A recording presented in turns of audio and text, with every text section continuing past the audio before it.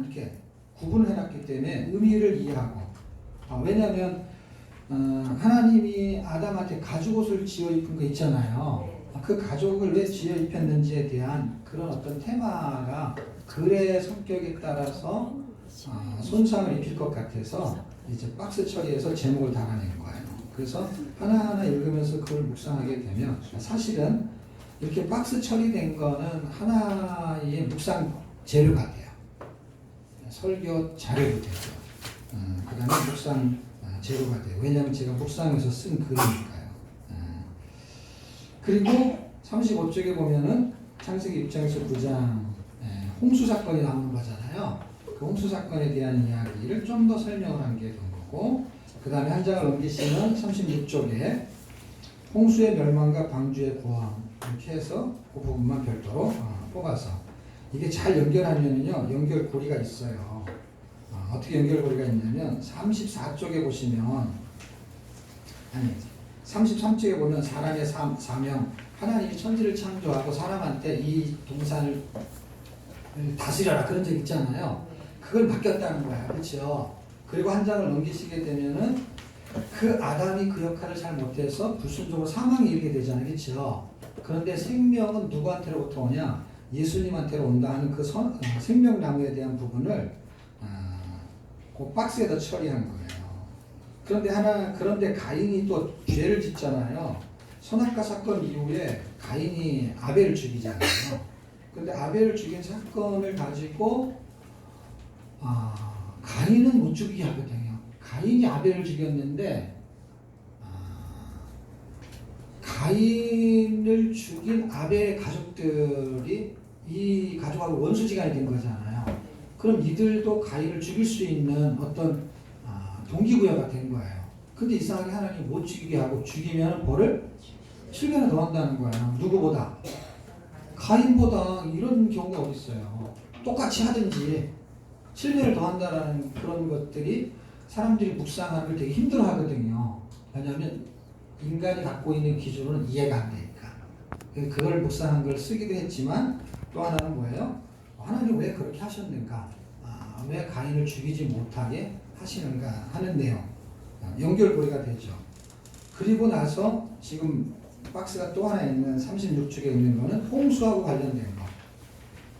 창조, 아담, 그 다음에 가인, 의인과 죄를 구별하는 방법을 쓰고 있는 거예요. 지금 성경은.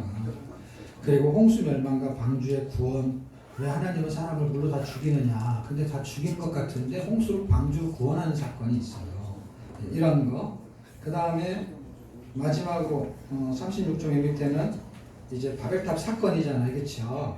근데 우리는 이제 이 책을 보통 사람들이 다 제목을 쓰면 1, 2장 창조 그러면 천지 창조 이렇게 제목을 쓴다고요. 그 다음에 이거는 바벨탑 사건 이렇게 제목을 만들어요. 그 제목을 똑같이 안 만든 이유는 뭐냐면 그 제목이 틀리고 만든 게 아니고 그거는 그 사람의 견해인 거예요. 근데 한국의 성경 공부의 맹점은 뭐냐면 많은 사람이 말하면 그냥 그게 정답이에요. 정답은 많은 사람이 말하는 게 정답이 아니고 그게 많은 사람들이 공부를 많이 한 것뿐이에요. 그게 틀릴 수도 있어요. 틀릴 수도 있다는 건 뭐냐면 많은 사람들이 공부를 했는데 틀리는 거 공부할 수 있어요. 이단도 큰 이단이 있어요, 여러분. 작은 이단이 있어요. 그러니까 이단인데도 단체가 큰 단체가 있잖아요. 그 다음에 작은 이단 단체도 있잖아요. 그럼 큰 이단 단체는 맞고 작은 이단 단체 틀립니까? 아니잖아요. 사람들은 성경 공부를 이단처럼 이단처럼.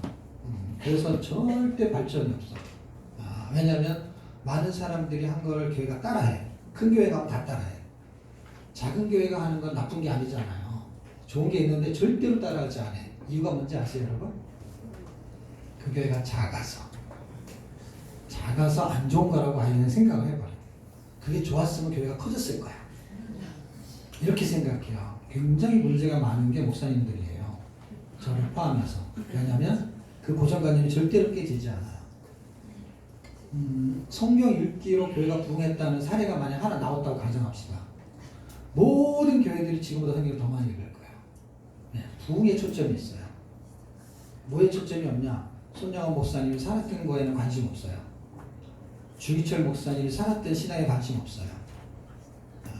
교회가 부흥하는 사례만 찾는 거예요. 어느 교회 어떤 성도가 어떻게 살았냐 그런 거 관심 없어요. 그냥 내 어떤 교인이 어떻게 살아서 어떻게 잘 사느냐 이게 관심이 있는 거예요. 그래서 간직을 세워도 결과가 되게 좋은 사람만 세워야 돼요. 결과가 안 좋은 거 어떤 거? 주기철 목사님 결과가 안 좋잖아. 손정환 목사님도 결과가 안 좋잖아. 결과가 안 좋은 간증 세우냐? 안 세워요. 잘.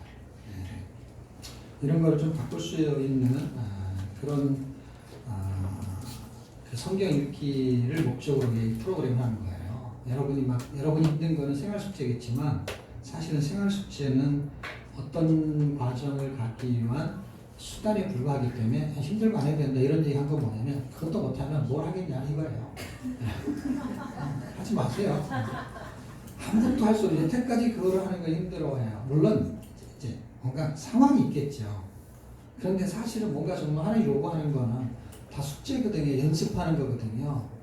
연습인데 사실은 기준이 전부 자기한테 있어요. 어느 단체가 10주 동안 하는 거 따라주는 거 절대로 안 해요 사람들. 왜냐면 자기 주장이 강하기 때문에. 그럼 하나님이 우리한테 뭔가를 요구한다면 할 것 같아요? 안 해요. 언제부터 안 했어요? 아담 때부터 안 했어요. 아무도 안 해요 그렇게요. 그냥 하는 흉내만 내는 것이지. 그 해내는 사람은 성경을 뭘로 해석하느냐? 믿음의 사람이다 이렇게 항상 얘기해요. 믿음하고 순종하는 거는 항상 이꼬르였어요. 항상 이꼬르. 그러니까 순종을 하는 사람은 믿음하고 관계가 돼요. 믿는 거예요. 그걸 믿어주는 거예요. 그게 쉽지 않습니다. 어쨌든 바벨탑 사건으로 이제 끝나요. 그래서 끝나서 마지막에 또 정말 바벨탑은 흩으시려는 게 목적이냐 분리하는 게 목적이냐 할 때 그게 아니다 하는 이야기를 제가 이제 쓰는 거예요.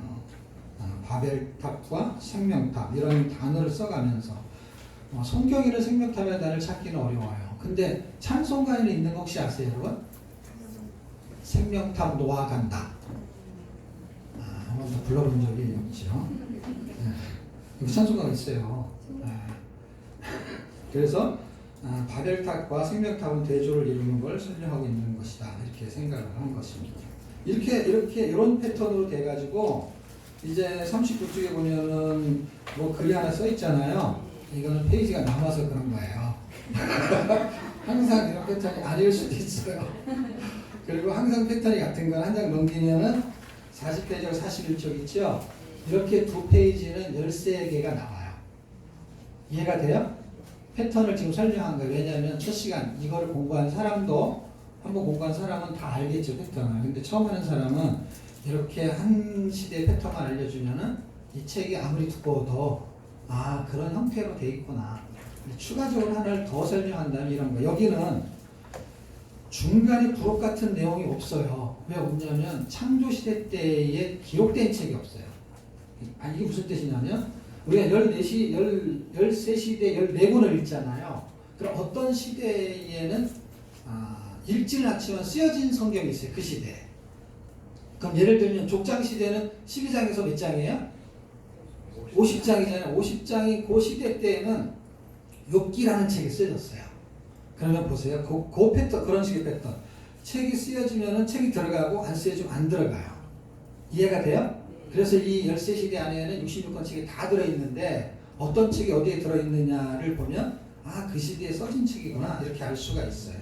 자, 그럼 패턴은 똑같은데 이제 약간 불규칙하지만 책이 써진 게 있고 안 써진 게 있는데 어디를 보시면 되냐면 55쪽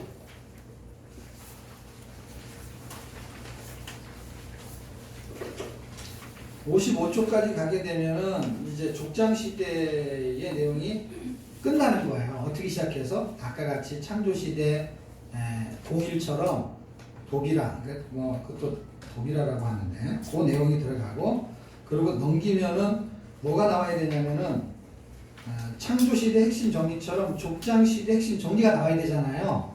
정리가 나와야 되는데 그 중간에 뭐가 하나 있어요. 그게 뭐냐면 욥기예요.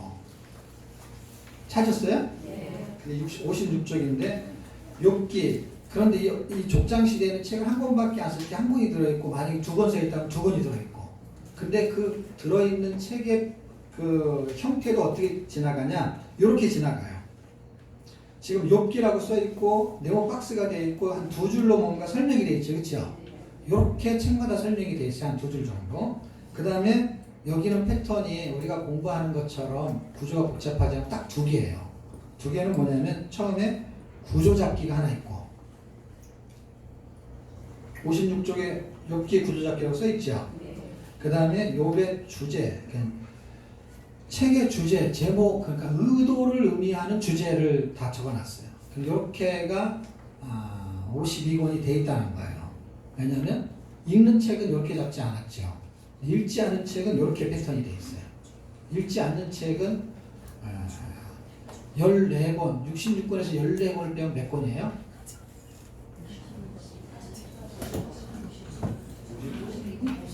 우리가 며칠 동안 성경 읽어요? 네, 그렇게 해서 52개. 외우기 쉽죠? 50일의 성경 읽기인데 52권은 안 읽어.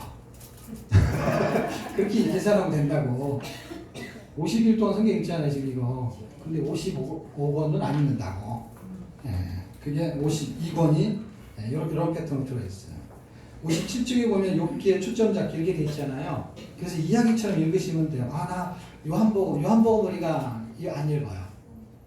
요한복음이 어떤 책인지 한번 읽고 싶다.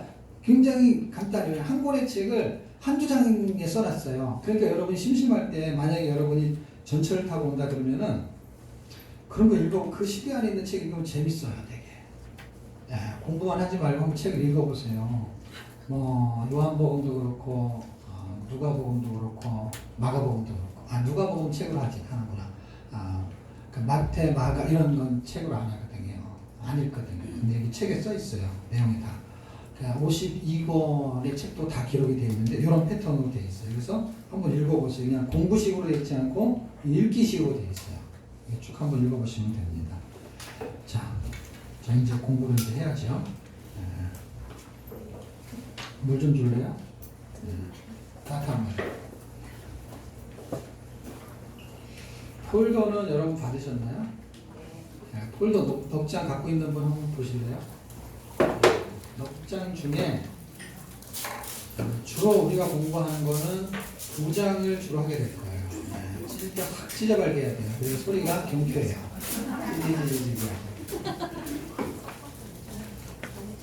감사합니다. 네 개가 들어있을 거예요. 그 비밀 안에.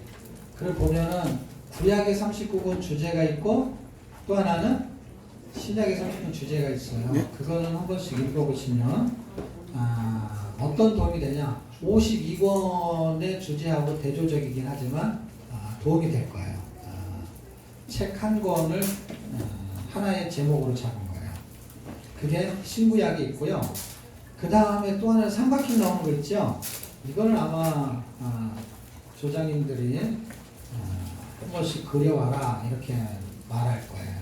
그 내용 삼각형 있는 거 찾으셨나요? 제목이 뭐죠? 구약의 구원 역사.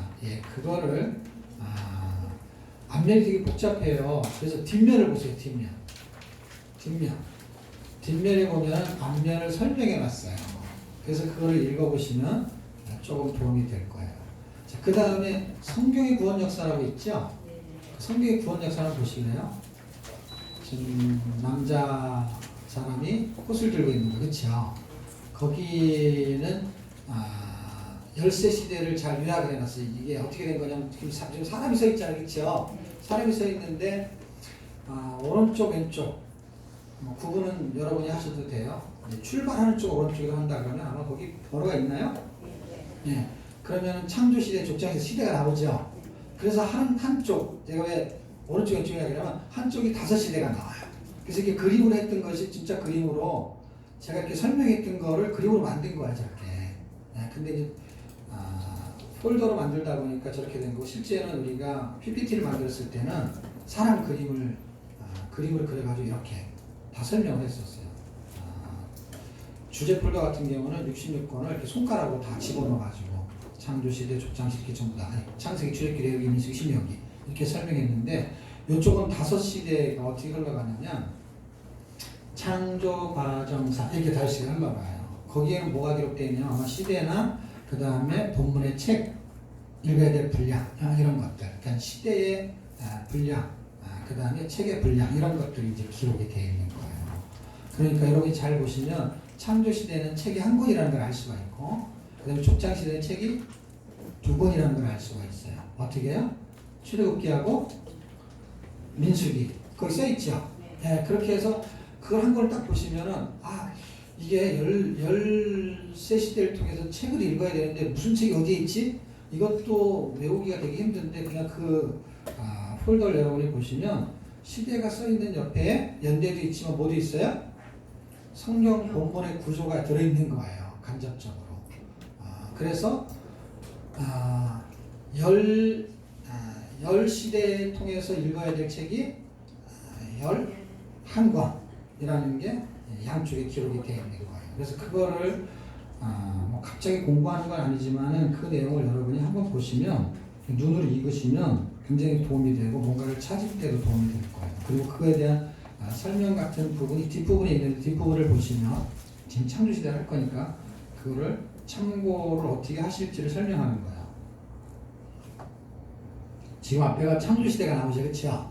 그 창조시대 한번 읽어볼게요. 시작. 예수 그리스도 안에서 새롭게 창조되는 시대.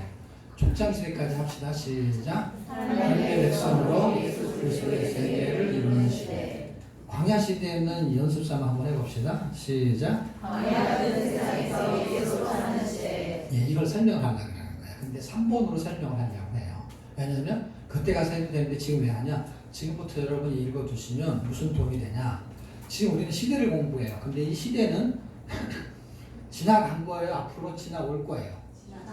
지나간 거예요. 영원 시대는 사실은 설명하기가 되게 곤란한 것이죠. 그러니까 되게 멀리 있는 개념이고 어떻게 보면은 영원 시대를 빼서 역사를 공부하는 연대기는 없어요. 다 영원 시대를 다 집어넣어서 영원 시대 단어가 없죠. 그냥 교회 시대죠. 영원 시대는 우리가 만들어낸 거고. 그러니까 교회 시대까지도 어떻게 된 거야? 다 지나간 거죠. 지나간 걸 공부하는 거예요, 우리는. 그런데 성경 지나간 걸 공부하는 게 절대로 아닌 거예요. 그 개념을 이해하셔야 되는 거예요. 그게 시대로 이해하셔야 돼. 왜 시대로 이해하냐면 사람은 시대 때문에 지나간 거, 그 다음에 지나올 거, 그 다음에 현재 이거를 기억해요. 그게 시제거든요, 시제.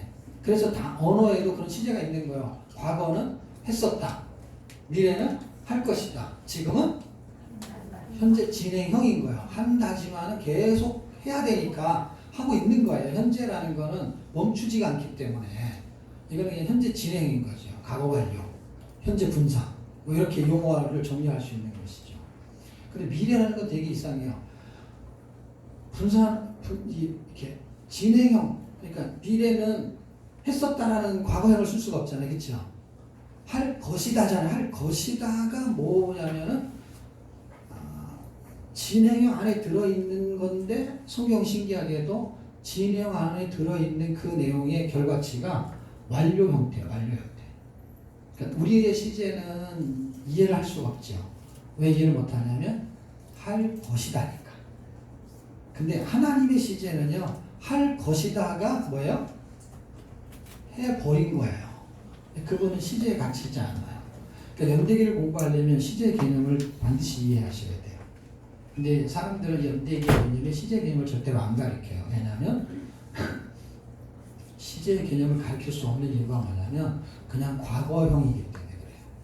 그래서 저는 이걸 미래형으로 보기 때문에 시제를 가르치는 거예요. 미래형을 본다는 게 무슨 뜻이냐면 나한테는 계속 발생할 일이에요. 뭐가? 창조시대도. 그 창조시대는 이미 지나갔잖아요. 빛을 만들고 해, 달을 다 만들었잖아요. 이게 유사성이 있다니까. 앞으로 나타날 때. 놀랍죠. 그러니까 지금 열세 시대를 거기다 다 써놨잖아요. 다 써놓은 것은 이 책을 만들고 강의하다가 만든 거거든요. 왜냐하면 아무리 다른 책을 참고해도 물론 이제 제가 쓴 책들은 다른 책을 그렇게 많이 참고한 건 연대 외에는 없어요. 왜냐하면 내용이 여러분 읽어보시면 알지만 다른 연대기 어떤 책을 봐도 제 책하고 중복된 내용이 드물어요. 그러니까 다른 책을 별로 참고하지 안 했다는 게 아니라 그 내용을 토대로 쓰지 않은 거예요. 그러니까 읽어보면 알 수 있어요. 읽어보면 비교를 해보면 분명히 판가름이 납니다. 다른 책들은 자기네끼리 그 책들을 논문이 다 그런 거잖아요. 다 인용해가지고 쓰고 다 거기다 덧붙이고 뭐 이렇게 하는 거예요. 근데 인용해서 쓰고 덧붙이는 내용이 퍼센트가 10%도 안 돼요. 연대도 조금씩 달라요. 그러면 이 책을 쓰는 어떤 초점의 목적이 어떤 거냐? 사람들이 일반적으로 말하고 있는 어떤 내용을 그대로 쓴 게 아니고, 그럼 창조타는 홍수 바로 이렇게 써야 되거든요. 그렇게 쓰지 않고 제목도 다르게 쓰는 거는 의미 부여를 하는 거예요. 의미 부여. 그러니까 왜 창조했느냐? 인간을 왜 타락할 수밖에 없었느냐? 그리고 홍수 사태를 통해서 하나님 왜 홍수 사건을 벌이시면서 방주는 또 뭐냐? 그 다음에 바벨탑 사건은 뭐냐? 하는 의미 부여를 많이 깨달아서 쓴 책입니다. 자, 그러면 어쨌든 이렇게 쓰고 강의를 하다가 시대가 이제 또 그렇게 하다가 시대가 생기네. 그게 다 합쳐서 창조 시대잖아. 창조 시대에 말하려는 게 뭐냐? 그 다음에 뭐 인물로 가게 되면 이게 뭐야? 아브라함, 이삭, 야곱, 요셉이 나오는데 그 사람들이 나오는 그 이야기를 족장 시대라고 해요. 그럼 족장 시대의 의미는 뭐냐 이거야. 그리고 광야 시대의 의미는 뭐냐 했을 때 광야 시대로 열세 시대를 이해를 시키는 게 가장 좋기 때문에 광야 시대를 먼저 하는데, 광야 같은 세상이잖아요 지금. 여기에 사람들이 거의 다 동의를 하거든요. 광야 시대는 옛날에 있었잖아요, 그렇죠? 그런데 지금 시대는 현대 시대잖아요. 현대 시대, 현 시대. 현 시대를 뭐하고 비교해요? 광야 시대하고 같은 의미 부여를 한단 말이에요, 사람들이. 그 시대하고 똑같진 않지만 똑같은 삶을 살아요, 신기하게. 너무너무 똑같은 삶을 살아요. 어쨌든 광야 같은 세상에 예수로 사는 시대. 광야 시대에도 성경은 예수를 설명해요. 고린도전서에서는 그 내용을 그대로 뽑아가지고 그때 그리스도가 있었다 이렇게 설명해요, 바울은. 그러니까 광야 시대에 세상을 바라보고 살 거냐 예수를 바라보고 살 거냐 하는 이야기를, 의미 부여를 성경은 정확하게 그리스도라고 설명을 해요. 그리고 성경의 구절이 정확히 나와요. 그런데 그때나 지금이나 표대가 예수 그리스도, 예수를 바라보면서 사는 건데, 광야 같은 세상이라는 건 뭐예요? 지금의 광야 시대하고 같다라는 의미고요. 그럼 뭐예요? 창조 시대하고 족장 시대도 그럼 지금 시대하고 같냐? 같다라는 걸 제 견해요. 왜냐면 이 역사의 시간은 이렇게 흘러가요. 이렇게 흘러가는데 이 역사를 연결하게 되면 이 사이클이 원형으로 바뀌어요. 원형으로. 이 시간의 개념을 제가 좀 첫째 시간을 좀 설명을 해요. 왜냐하면 창조는 시간을 창조하기 때문에. 그래서 시간을 정확하게 가르쳐줘야 돼. 그리고 우리가 시간이 되면 왜 사람들이 오고 그 다음에 시간이 되면 왜 끝내고 하냐면 그 시간 때문에 그래. 시간 때문에. 그 시간을 정확하게 맞추지 않으면요, 지금 1시간 된 것 같은데 그런데 10분밖에 안 지났어. 그 사람은 이제 다음 주에 안 오시면 돼요. 왜냐면 너무 힘든 거야 이게. 그런데 이게 10분밖에 안 지난 것 같은데 1시간이 돼버렸어. 그런 사람은 10주도 금방 가요. 근데 시계는 똑같은데 사람 느끼는 감각은 다르잖아요. 그런 거 있잖아요, 그렇죠? 어떨 때는 그러고 어떨 때는 안 그럴 수도 있는데 일상이 똑같지 않아요. 어떤 하루는요 너무 지겨워 그냥. 근데 어떤 하루는 너무 시간이 빨리 가. 근데 그 시계, 그 집 시계는 빨리 돌아가나요? 아니잖아요. 그 시간 원래 똑같잖아요. 시간을 만드신 그 하나님이 언제 어떻게 만들었느냐, 이걸 다 설명해요. 정말 신기하게. 그 시간을 언제 제로로 만드냐.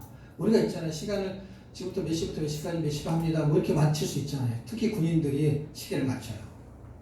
다른 시간 상관없이 자기네끼리 맞춰요. 그럼 그 시간에 의해서 움직인단 말이에요. 시간을 다 맞추면서 정확하게. 지금 하나님이 이 세상을 만들면서 시간을 맞췄어요. 너무 신기하게. 그리고 그 다음에 어느 지점에서 다시 시간을 다시 맞춰.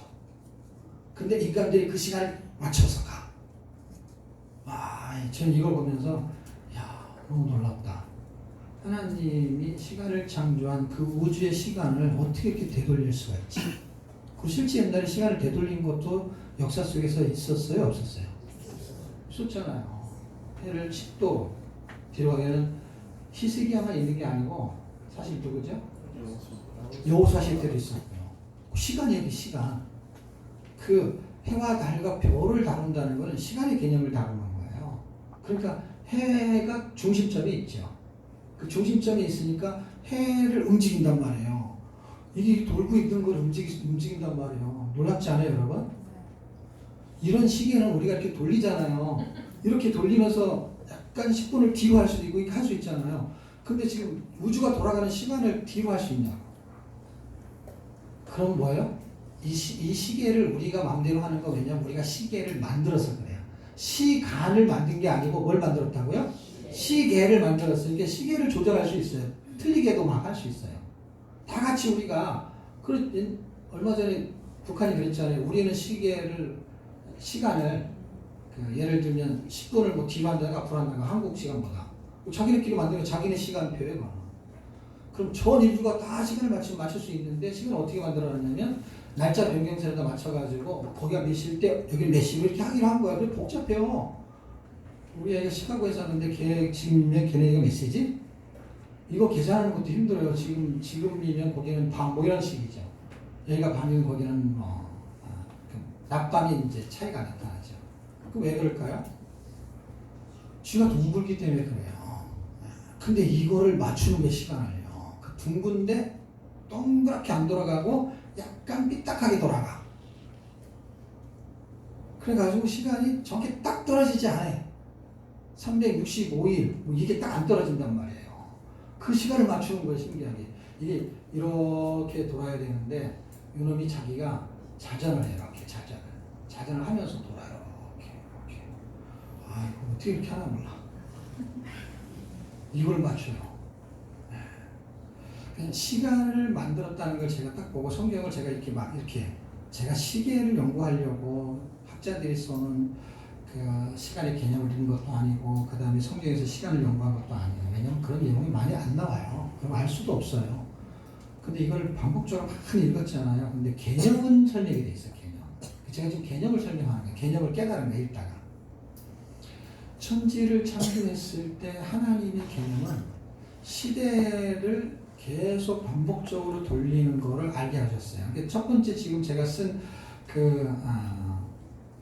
첫 번째가 뭐죠? 예수 그리스도 안에서 새롭게 창조되는 시대. 이게 목적에 나오는 거거든요. 29쪽에 보면은 그 첫째 창조 시대의 목적하고 그 밑에 줄 세 번째 줄 첫째 찾으셨나요? 네, 그거 하나만 설명. 나머지 다 똑같거든요. 그거 한 줄만 앞에 읽어볼게요. 시작. 첫째, 창조의 생명은 새 창조의 영원한 생명을 말한다. 그리스도와 세세토록 왕노를 하는 것이다. 창조의 생명은 지금 제가 이거를 창조 시대 하나의 창조 타락 홍수화를 정확하게 시간할 분량이 없어요. 왜냐하면 지금 우리가 족장시를 해야 되거든요. 그러니까 50장의 내용의 의미에 가장 깊이 있는 내용이 다 어디 몰려있냐면 창조시대에 다 몰려있어요. 그리고 이 내용이 깊이가 너무 깊어가지고 사실은 이거 그냥 제가 지금 창조시대에 창조 하나만 해도 그냥 이 시간 다 끝날 정도의 내용이 많이 들어있어요. 사실 공부하면 내용은 별거 없거든요. 어떤 거? 그냥 창조했다는 얘기잖아요. 공부할 게 뭐가 있어? 이거 가지고 강의할 게 뭐가 있어요? 사람들이 강의하는 건 빛은 첫째 날, 둘째 날, 땅보다 식물 셋째 날, 거기에서 만든 건 뭐다? 그럼 끝이잖아요. 그게 공간 맥북인데 공간이 왜 만들어졌느냐? 그 설명은 잘 못하죠. 근데 이제 그런 의미 부여가 좀 필요한 거예요. 자, 다시 말하면 창조의 목적은 뭐냐면 생명이 있었어요. 근데 사람들이 타락을 하면서 사망에 이르게 돼요. 그럼 하나님은 사망을 목적으로 만들었을까요? 생명을 목적으로 만들었을까요? 생명을 목적으로 만들었는데 그 생명의 목적을 만든 근거는 지금이 더 확실해요. 어떻게 해요? 고린도서 5장 17절을 읽으면 뭐라 그러냐면 그리스도 안에 있으면 새로운 피조물이라. 하나님은 삼위일체 하나님이 창세기 1장 26, 27, 28절을 통해서 뭘 만드셨냐면 우리가 우리의 모양과 우리 형상을 따라 사람을 만들자 하셨어요. 그게 창조예요. 그랬으면 죄를 졌으면 다 죽어버리면 끝인데 그리고 한번 정하신 것은 죽는 것은 하나님이 정하신 거죠. 정해서 끝인데 그런데 새로운 창조라는 단어를 성경에 쓰고 있어요. 창조가 있고 무슨 창조가 있다고요? 새 창조가 있는데 그런 새자를 붙이는 제자를 붙이는 별 의미는 중요하지 않아요. 왜냐하면 어쨌든 만들어내면 또 만든다는 개념이야. 그래서 새가 맞냐 제가 맞냐 그런 건 지금 하나도 안 중요해요. 왜냐하면 하나님은 만들었는데 왜 또 만드냐 이거예요. 어떻게 만드냐의 차이는. 근데 이제 영어 성경 보면 뉴 크리에이션이니까 그냥 새자를 붙이고 성경은 계속해서 뭐라 그러냐 새로운 피조물 그리고 새하늘과 새 땅 하늘과 땅을 만들게 창조잖아요. 그리고 사람도 만들었잖아요. 천지창조, 인간창조잖아요. 그런데 또 다른 창조를 보여주는데 아주 다른 게 아니라 그거를 리뉴얼하는 개념의 새로운 창조. 그래서 하늘도 있는데 새 하늘, 땅이 있는데 새 땅, 사람이 있는데 사람을 창조해 또 새로운 피조물. 그랬을 때 그건 어떻게 해서 창조가 되느냐 할 때 그 창조가 지금도 이루어지고 있어요? 아니면 끝났어요? 이루어지고 있죠. 창조는 끝이 났는데 새 창조는 안 끝났어요. 언제부터? 창조 때부터 새 창조는 계속해서 ing. 언제까지? 시간의 개념이 정리되는 그때까지. 시간을 창조하신 그분이 시간을 완성할 때까지. 시간을 제로로 만들면 완성이 돼요. 왜냐하면 시간을 만드신 분이 시간 안에 갇히지 않은 분이 만드셨어요. 그분이 뭐냐면 영원이라고 해요. 영원이 시간을 만들었어. 영원이 이런 거야. 영도 되고 원도 되는 영원. 이 영원이 그거를 시간을 만들면서 창세 전, 창세 후가 생긴 거야. 시간 때문에. 창세기, 창조 이 뜻이야. 그것이 시작이 되기 전에는 영원이었어. 누구한테? 그분한테는. 그리고 그분이 갖고 있는 속성이 영원이야. 그 영혼의 개념을 시간으로 바뀌는 절대로 이해할 수 없으니까 인간한테는 시간 안에 갇히게 만들었고 시간 속에 살게 하셨어요. 그래서 영혼을 이해하는 거예요. 하루살이가 이틀살이를 절대로 이해할 수 없는 게 뭐냐면 하루밖에 못 살기 때문이에요. 그래서 단어 자체를 이해를 못해요. 하루살이가 이틀살이, 다시 말하면 하루만 살고 죽는 거와 하루가 아니라 10달, 20달, 1년 이렇게 사는 사람, 이렇게 사는 종류의 가 있다 그러면은 얘가 그 다음날을 이해할 수가 없는 게 오늘이 끝이니까. 그러니까 하루살이가 이틀살이라는 거는 이제 개념 차이를 이해하시라는 거예요. 하루살이는 이틀도 살아요. 아시죠? 하루살이는 하루만 사는 게 아니다. 이틀도 사는 분이 있어요. 네, 근데 이 같은 종자가 아닌 다른 종자. 하루밖에 살 수 없는 그런 존재. 그러니까 싸웠는데 싸움이 결판이 안 났어.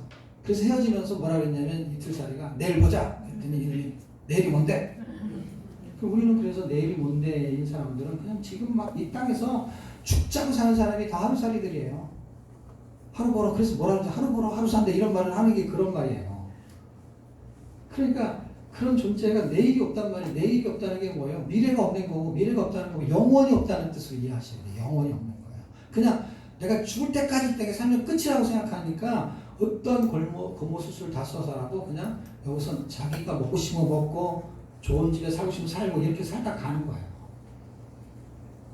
이게 믿음이 없으면 이 정리를 할 수가 없어요. 그런데 믿음이 없으면 이 정리가 절대로 안 돼요. 그래서 천국에 가는 건 가는 거고 사는 건 사는 거야. 이거를 분리시켜서 해석을 해요. 사람들이. 구원파들은 그렇게 생각을 더 많이 했던 것 같고 그리고 나머지는 구원파가 아닌데 사실은 구원의 개념 정리가 안 돼 있으니까 구원은 그냥 나중에 죽고 천국 가는 걸로 그냥 해석이 되고 현재는 구원의 효력이 발생하지 않는 삶을 살아요. 구원의 능력을 인정하지 않는 삶. 그래서 구원은 과거 일어났고 앞으로 미래 일어날 것이고 현재는 구원하고 상관없는 삶을 사는 거예요. 그거는 구원파보다 더 나쁜 구원론이에요. 잘못된 구원론을 가르쳐놨어요. 한국의 현실이. 그래서 구원파만 막 잘못됐다고 하는데 사실 우리가 갖고 있는 구원의 개념 정리가 안 됐기 때문에 현재 진행인 구원의 삶을 살아내는 거에 대해서 관심이 부족한 거예요. 그래서 한쪽을 너무 치우치면 또 율법주의, 한쪽을 너무 강조하면 또 은혜주의. 그래서 어떤 거는 믿음으로 구원받는다. 그건 이제 그때 당시 다 의미가 있는 거예요. 루터나 칼빈이 그렇게 말할 수밖에 없었던 시대의 흐름이 있었고 요한 웨슬러가 믿음 있으면은 그런 삶을 살아야 된다 하는 거는 이미 구원파 같은 사람들이 구원을 설명하면서 살았던 거예요. 그 당시에도. 그래서 구원을 받았다면 그렇게 사는 게 아니라 이렇게 살아야 돼. 근데 그거는 변하지 않는 성경에 이미 기록이 되어 있거든요. 로마서에. 우리가 구원을 받았다면 어찌 또 죄를 지리요. 그래서 구원의 감격은 땅의 개념이 아닌 하늘의 개념으로 땅에 사는 거거든요. 그런 시제들을 이해할 수만 있다면 이 첫 시간은 좀 무겁긴 하지만 뭐 공부는 그냥 읽으면 되잖아요. 이 책 읽으면 되잖아요. 그리고 이 책 말고 책이 좋은 책이 얼마나 많아요. 창조시대 좋은 내용들이 얼마나 많아요. 근데 하나님이 시간을 창조한 거에 대한 개념을 가르치는 책은 제가 본 적이 별로 없는 것 같고 차라리 예수 안 믿는 사람들이 쓴 책이 더 있는 것 같아요. 시간의 역사, 스티븐 호킹 같은 사람이 시간에 대해서 연구하다가 죽었어요. 그 시간을 연구해서 그 사람이 한 얘기가 뭐냐면 결과적으로 시간이 어떻게 생기는 거냐 이거를 증명해내고 싶었던 거예요. 시간이 대단하죠. 나는 기독교에서 이런 말 한 사람 한 번도 본 적이 없어요. 시간이 그냥 있는 거잖아요. 근데 그 사람 되게 놀라운 사람이죠. 저는 그 사람 책을 읽어본 적은 없어요. 근데 시간의 역사를 통해서 그분이 한 말은 그런 거예요. 결국에는 뭐냐, 시간은 빛에 의해서 생긴다 이렇게 말했어요. 그래서 창세기 1장에 나오는 얘기거든요. 근데 그거를 누가 모르냐? 기독교인만 몰라요. 성경에 써있는데 그걸 풀어서 설명하고 있는데 저는 이걸 깨달은 상태에서 그 얘기를 들었기 때문에 야, 저 사람 참 대단한 사람이구나. 그런데 대단해도 그 시간이 어떻게 생성되는 시간을 만든 사람은 누군지를 몰라. 그냥 빅뱅, 이게 그냥 자연적으로 생긴 거다. 공간의 개념을 설명해요. 그 사람은 그걸 물이라고 해요.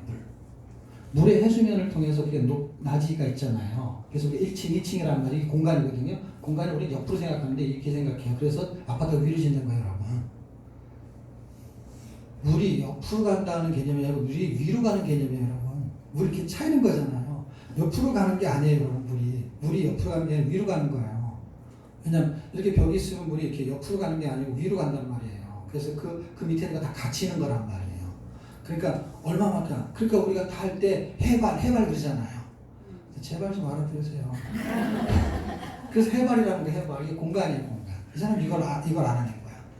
해수면을 통해서 공간이 생긴다는 거야. 이 사람이 물리학자잖아요. 물리적으로 아는 거야. 그래서 저는 신학적으로 아는데, 신학적으로 성경에 있다가 빛이 여행한 거리가 시간이라는 거야. 거리를 계산하면 그게 시간이 된다는 거야. 아, 놀랍죠. 근데 놀랄 거 없어요. 왜냐면 창세기 1장에 그렇다고 써놨어요. 그런데 이게 왜 생겼느냐? 그건 빅뱅이라는 거예요.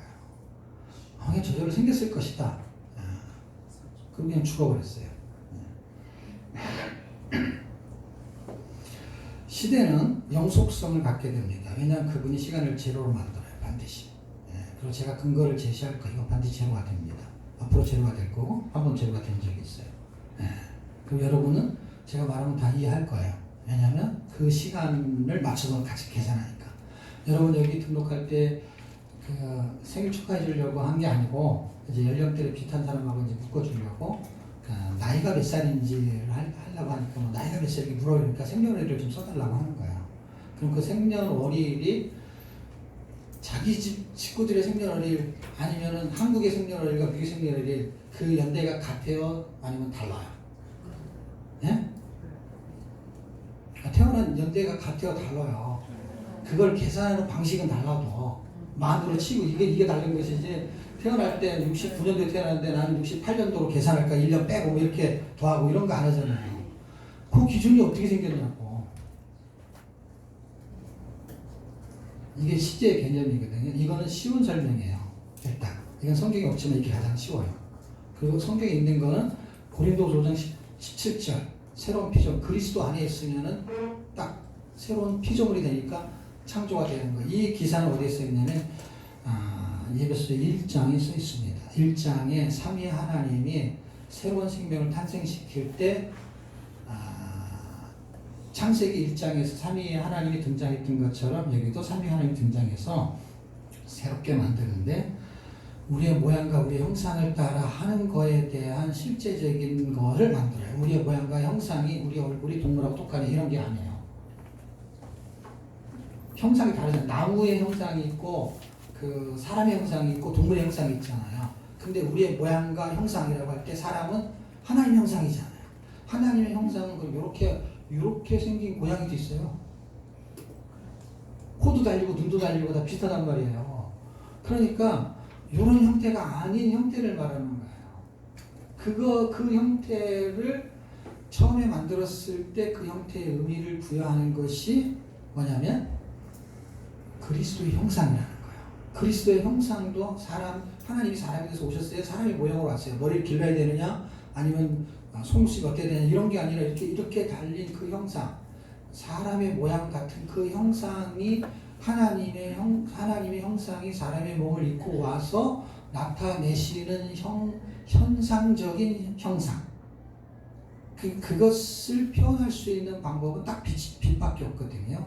빛의 개념으로밖에 설명이 안 돼. 그래서 예수님은 나는 빛으로 왔다는 거예요. 요한복음 1장에는 참빛으로 왔다 그러고 8장으로 가면 생명의 빛이다. 그 다음에 나는 세상의 빛이다 라는 빛이에요. 그 빛을 이해하시게 되면 생명을 느끼는 거예요. 바울이 예수님을 만났다고 했을 때 예수님의 이 형상을 만난 게 아니야. 사람의 얼굴이 있었잖아요. 그분